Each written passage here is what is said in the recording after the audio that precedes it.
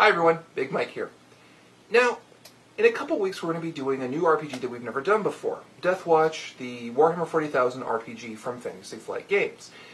Now, it occurred to us as we were going through the rule system for this particular RPG that some of you might have a hard time following along with what's going on in the actual game. So, in the spirit of that, we decided to try something new. We'd actually create a tutorial video to help you understand the core rules and mechanics and things like that from this RPG so that you can understand them at home and not be asking like a lot of questions during the game itself. Alright? So, we're going to try and take you through the very bare basics of it. We're not going to give you the full 200 plus page rule book because that would be the most insane level of piracy that I've ever heard of in my entire life. But, we're going to give you what you need to know so that you can follow along with us, okay?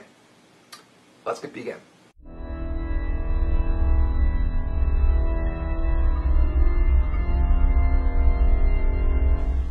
First of all, in Deathwatch, you actually play a member of the Adeptus Astartes, a fully developed and realized Space Marine in the 41st millennium, which means you have power armor, powerful bolter weapons, you've been genetically enhanced, you got 2 hearts, acid spit, all this really cool stuff that you can use.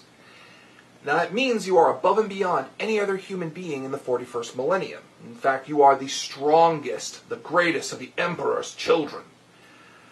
Now, that also means that your rule system is different from every other game produced by Fantasy Flight for the Warhammer 40,000 universe.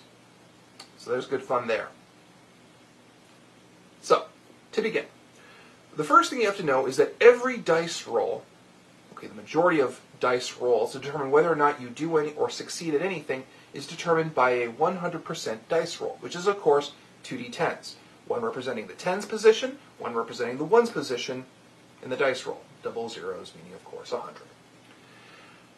The goal is that you take the appropriate stat, which in which case is one of your attribute stats, and roll either under to it or equal to that number. If you go over, it means you don't succeed.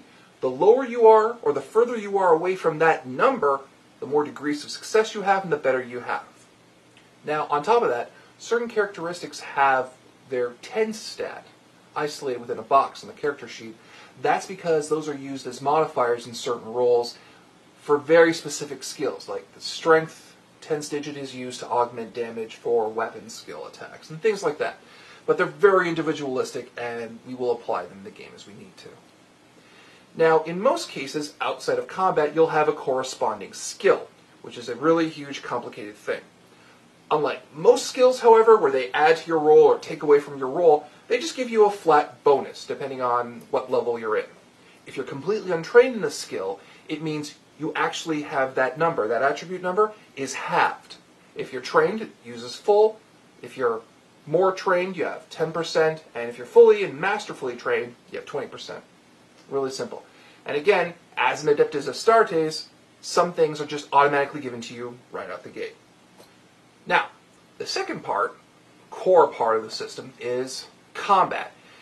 Now, combat is very simple. You usually roll the applicable attribute, either a ballistic skill, which is for shooting, or your weapon skill, which is hand-to-hand combat with melee weapons and things like that. You have to, of course, roll under the skill or equal to the skill to hit. More degrees of success, the better you've done. Here's the fun thing. In Deathwatch, because of the fact that it's actually represented in the 40K proper universe, you can actually hit different parts of a target depending on what your number is. Because whatever you roll, say you got something like a 28, that number is flipped and determines where, on your opponent, you've hit. Also, it determines where your opponent has hit you. Because in Deathwatch, you can actually take a wound to your head, to your torso, to your arm, to your leg. And yes, you have 6 individual spots on your body you can be hit. And it matters because they each have different armor values. So, a shot to your torso will absorb slightly more damage than, say, a shot to your head or your arm. You have an overall HP, called wounds. No matter where you get hit, that takes away from your wounds, until you go over that number. The second you do, the GM gets to go to something called the critical damage table. Depending on where you're hit and how much damage you're hit with, that damage hits you. So say you're hit with a plasma bolt to your head, and it's 2 damage over your wounds. That means that you might go blind, or you're burned on your stomach. that means your hair has been seared off and you're nauseated. And yes, it means there's a lot of tables that the poor DM has to go through in order to make this work. Of course, any damage has to go through the mighty Adeptus Astartes armor and your own innate toughness as a Space Marine. Now, you might be thinking, that's the end. That's fairly simple, Mike. Why is it complex? Because there's more to this system than that. There's something called squad mode and solo mode. I'll explain. Solo mode is really simple. Solo mode is when you're running around like a normal adventurer and have normal adventurer's abilities. However, a big part of the Warhammer 40,000 game is having Space Marines work together as a team. So, what'll happen is you'll have one guy in your party who's the captain for that game, and yes, he can switch from game to game, or sometimes in session if he dies, which happens a lot for Space Marines. And a new captain has to take place. Depending on who that captain is, the team has access to different abilities. And those are paid with something called cohesion, which is a type of point system that is determined depending on whoever is captain for that particular time that a team is formed. Now, cohesion can be done in different ways. It can either be done to quickly form a squad or use different abilities for attack or defense, depending on what the situation requires for it.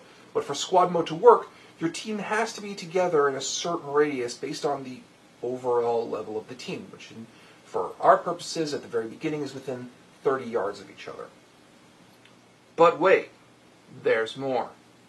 There's also a fate point system in this RPG as well, which means that at any time a Space Marine can spend a fate point to augment the situation, which includes, of course, things like remove damage, improve rolls, things like that. Very typical for a fate point system. On top of that, of course, there's cover, so you can seek defense and improve your odds of not being hit or improve your accuracy. In addition to that, most Space Marine weapons have some kind of full or automatic or semi-automatic fire, which augments how they shoot, because the more you fire, the easier it is for you to continually hit the target. But of course, you run through rounds earlier. And of course, each individual automatic fire still has to hit to a different part of the enemy body. But wait! We have more rules!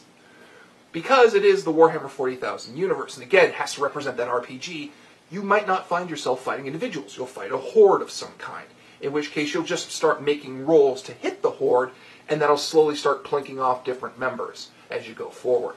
But yeah, we still have more mechanics, because a big part of the Warhammer 40,000 universe is all types of chaotic horrors that can scar and bruise the psyche.